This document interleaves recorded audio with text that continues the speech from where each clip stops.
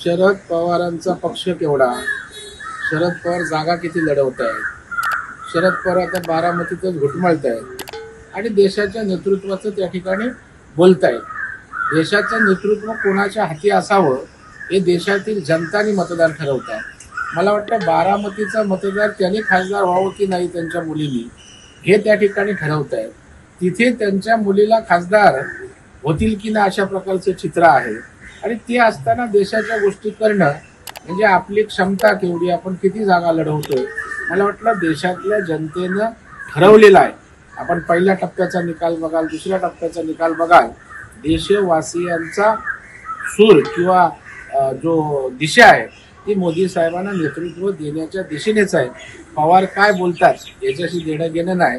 या देशातील सर्वसामान्य माणूस, नागरिक, मतदार काय बोलतो हे आमच्यासाठी महत्त्वाचं आहे.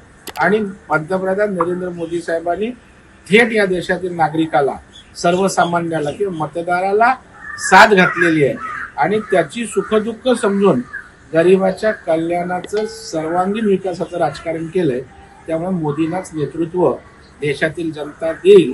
पवार साहेबांना उद्धव ठाकरेंना पंतप्रधान बनवायचं आहे, त्यांचं ते स्वप्नातच राहू द्या.